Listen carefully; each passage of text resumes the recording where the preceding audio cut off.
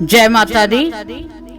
ओम नमो भगवते वासुदेवाय नमः। आज हम पुरुषोत्तम मास के महात्म्य के 8वें अध्याय का श्रवण करने जा रहे हैं। सूत जी बोले, हे तपोधन, विष्णु और श्री कृष्ण के संवाद को सुन संतुष्ट मन नारद नारायण से पुण्य प्रश्न करने लगे।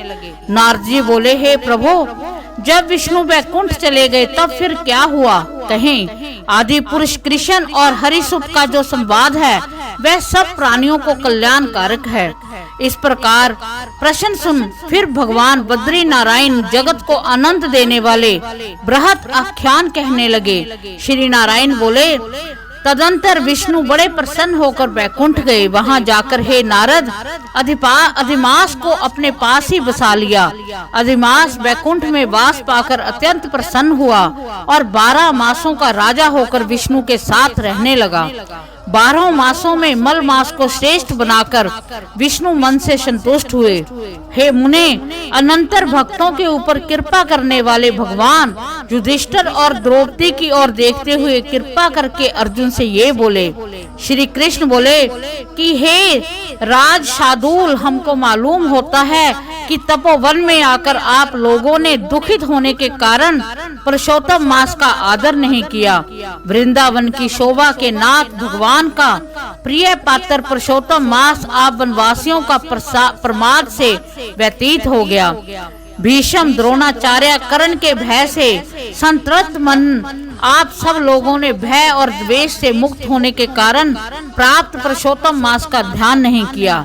कृष्ण दैवापायन व्यास देव से प्राप्त विद्या के आराधन में तत्पर रणवीर अर्जुन के इंद्रकील पर्वत पर चले जाने पर उसके वियोग से दुखित आप लोगों ने पुरुषोत्तम मास को नहीं जाना। अब यदि आप ये पूछें कि हम क्या करें, तो मैं यही कहूँगा कि भाग्य का अवलंबन करो। पुरुषों का जैसा अदृष्ट होता है वैसा ही सदा भासता है। भाग्य से उत्पन्न जो फल है वह अवश्य ही भोगना पड़ता है। सुख, दुख, भय, कुशलता इत्यादि भाग्यानुसार ही मनुष्य को प्राप्त होते हैं। अतः अदृष्ट पर विश्वास रखने वाले आप लोगों को अदृष्ट पर निर्भर रहना चाहिए। अब इसके बाद आप लोगों के दुख का दूसरा कारण और बड़ा आश्चर्यजनक इतिहास के सहित कहते हैं कि हे महाराज, हमारे मुख से कहा हुआ सुनो।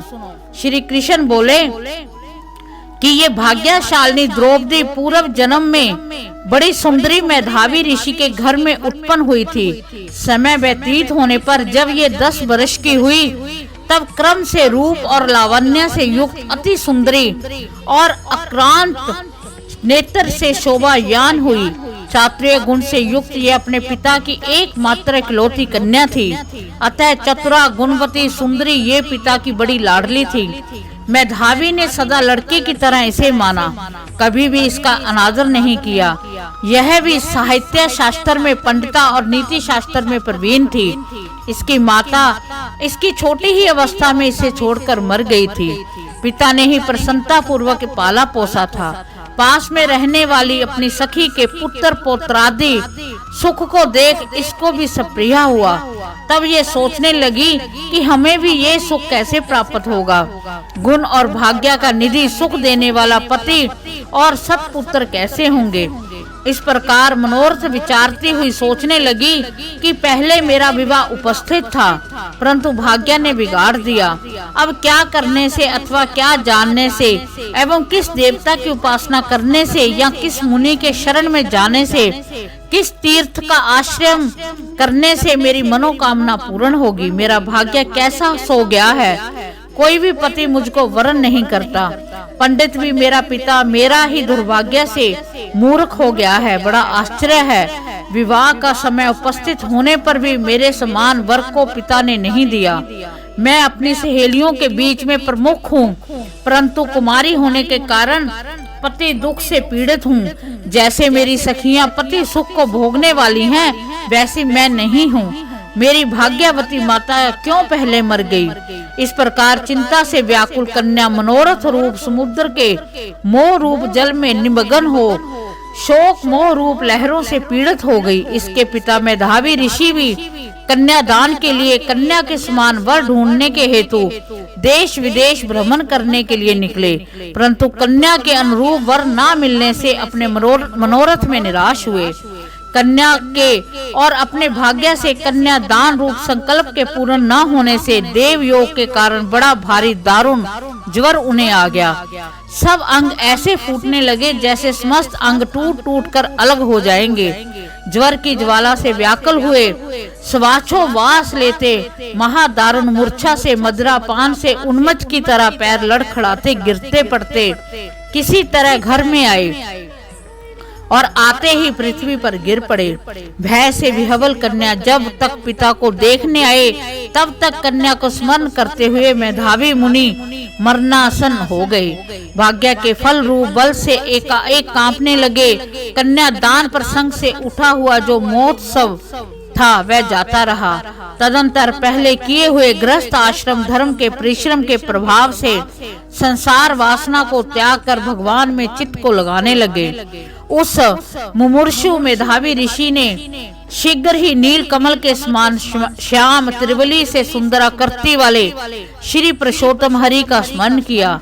हे रास के स्वामी, हे राधा रमन, हे प्रचंड भुज दंड से दूर से ही देवताओं के शत्रु दैत्य को मारने वाले, हे अति उग्र दावा नल को पान कर जाने वाले, हे कुमारी गोपिकाओं के उतारे हुए वस्त्रों को हरण करने वाले, हे श्री कृष्ण, हे गोविंद, हे हरे, हे मुरारे, हे राधेश, हे दामोदर, हे दीनानाथ, मुझ संसार में निमग्न की रक्षा कीजिए।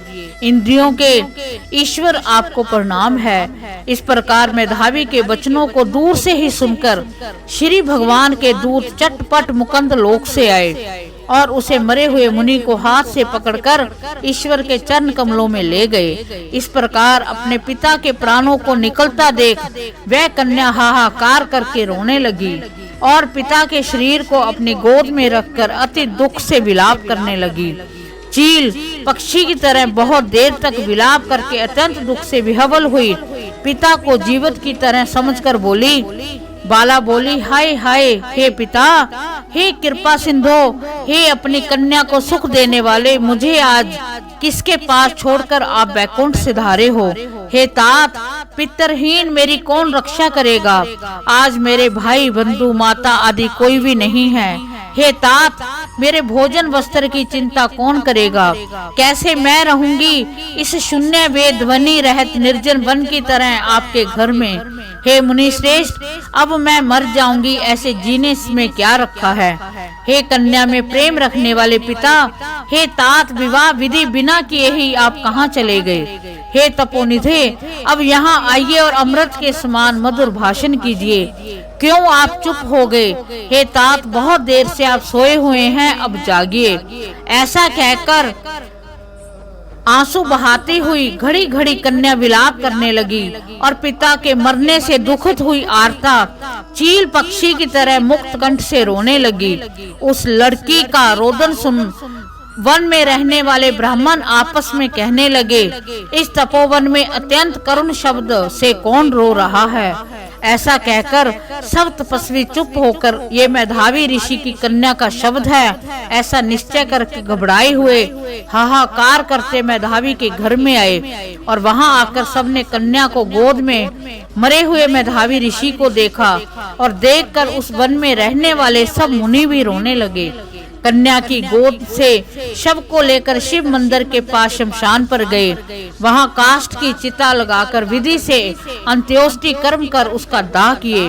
दाह के अनंतर कन्या को समझाकर सब ऋषि अपने अपने आश्रम गए। इधर कन्या भी धैर्य धारण करके यथाशक्ति क्रिया के लिए द्रव्य खर्च किया। इस प्रकार पिता की मरण क्रिया को करके कन्या इसी तपोवन में निवास करने लगी और पिता के मरण रूप दुखाग्नि से जली हुई रंभा की तरह व्यथित होती हुई एवं बछड़े के मर जाने से जैसे गौ चिल्लाती है और खाती नहीं दुर्बल होती है, वैसी ही ये बाला भी दुखित हुई। इस प्रकार पुरुषोत्तम महात्म्य के 8वें अध्याय का समापन होता है। भगवान श्री कृष्ण हम सब पर अपनी कृपा दृष्टि बनाए रखें। ओम नमो नारायण।